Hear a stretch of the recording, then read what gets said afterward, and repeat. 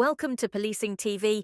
Each week, we will explore the highlights from our latest videos, diving into topics like AI, technology, drugs, and the people shaping the future of policing. In this first clip of the week, former Deputy Commissioner Mick Willing reflects on his journey from young detective to leading the Homicide Squad, sharing insights on leadership, critical incidents, and the challenges of policing at the highest levels. There must have been some challenging times there. Thinking Mm. of those in leadership roles, not just Australia but more widely. Anything from that particular time that you remember as a particular challenge, and how you and colleagues got through that challenge? Yeah, a couple of different things, to be honest, Bernard. So, when I came into that role, whilst I'd been a detective throughout the course of my career, I didn't come up through the squads or the major criminal, specialist major investigation side of things. And so I was a bit of an outsider coming in. And as you'd expect, a squad like the Homicide Squad has got very strong culture, highly specialised investigators doing, the peak of investigations. And, some of these people had been homicide investigators literally when I joined the police force. So here I was, I was 39 years of age, going into the Homicide Squad as a commander. It taught me a lot about leadership insofar as, recognising the skills and capability around you. And, my role I took on, and I was trying to be as consistent as I could, was to almost get out of their way and let them do what they do best. But, take care of the politics and take care of the resourcing and strategic direction of the squad. That was a unique challenge in lots of ways, but it was a wonderful challenge and experience to have. At the time, the Homicide Squad, had carriage and still does, but has carriage of death in police operations investigations. So we call them, critical incidents in New South Wales. So, police shootings, those type things, use of force deaths.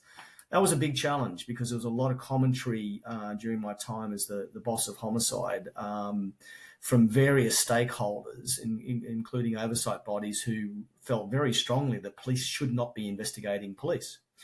And so, dealing with the politics around that, the coronial jurisdiction and those oversight bodies who had strong views, and then, pushing back on that to say, well, there's nobody around with the right capabilities to be able to investigate those matters. And in fact, the Homicide Squad had a sense of pride in the fact that it conducted those investigations with transparency, the utmost integrity, and straight down the line. Was something that, I used to push back on some of those stakeholders and deal with the politics around it. But it was a really challenging time. The investigations themselves, I remember one year we had, I think, 8 level 1 critical incidents. So police shootings, the murder of 2 police officers, those type things. When you see the troops from a squad like Homicide pick those jobs up and investigate them and do such a wonderful job, it's a challenge from a leadership perspective, but it's also very inspiring to see the professionalism of people, that work in areas like homicide doing what they're doing as well. So challenging, a lot of media pressure, a lot of political pressure, but it was, it was a great experience. I was there for around 6 years.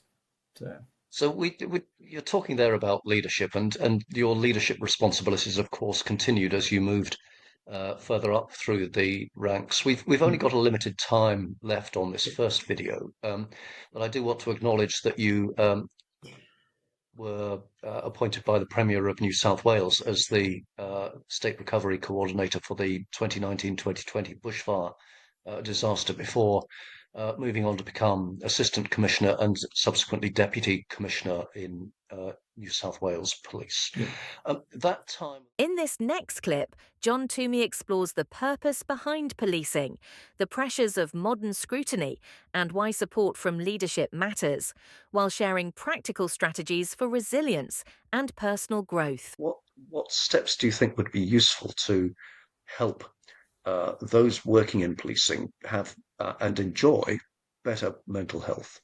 Yeah.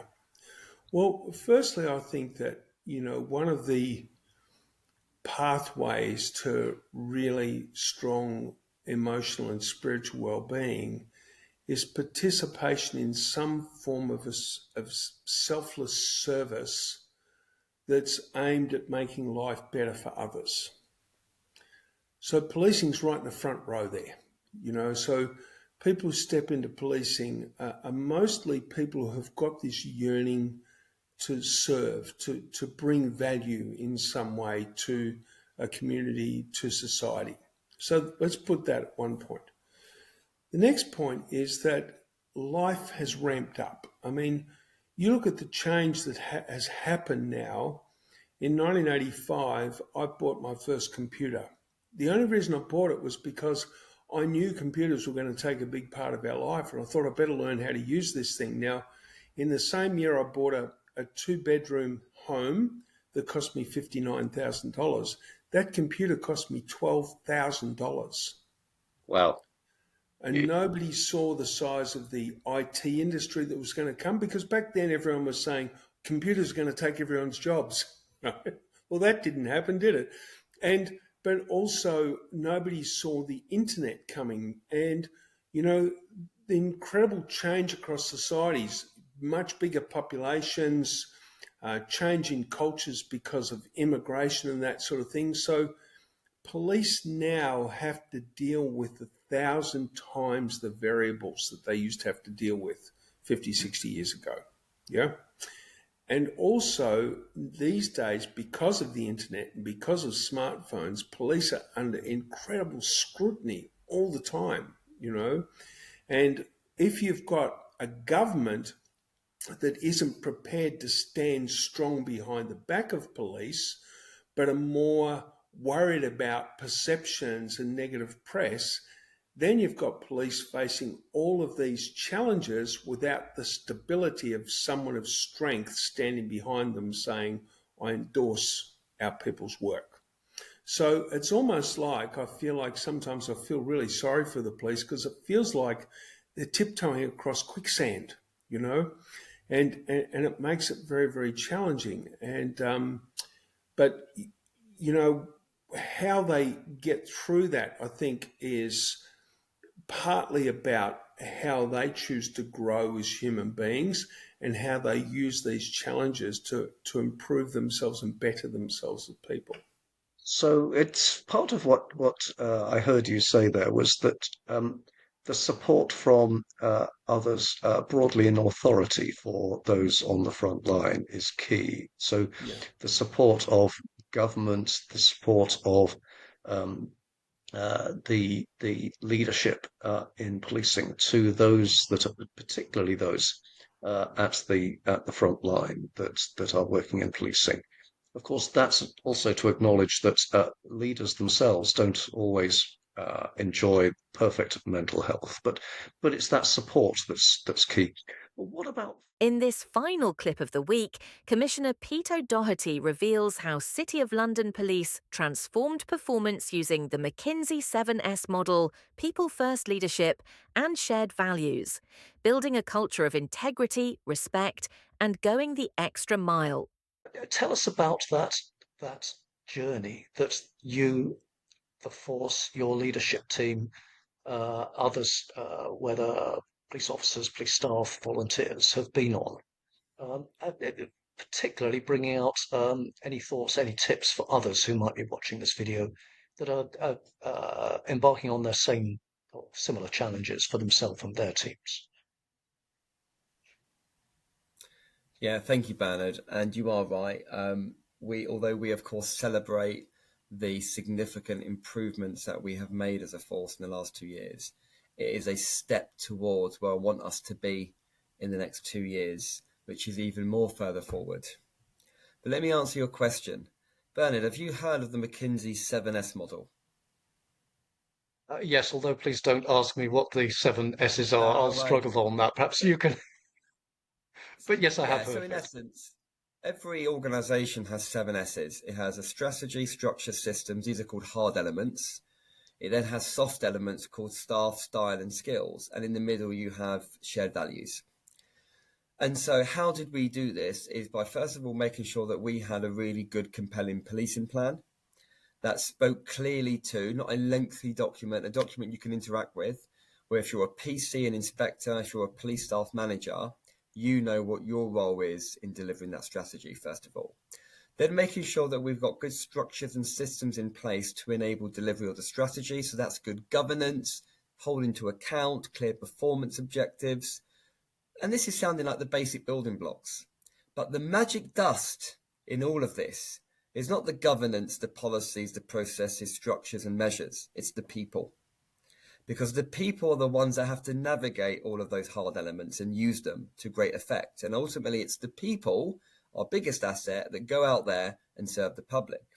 So, first of all, making sure that I am proactive in attracting, recruiting, retaining, developing people from the outside in, and developing and progressing the people into the right jobs internally, eradicating all forms of nepotism, making sure we have modern approaches to attracting people. So, for example, one thing we're beginning to do is to use a concept from Microsoft whereby if you want promotion, yes, you have to prove operational competence, but you've got to prove what you've done to develop and progress people around you.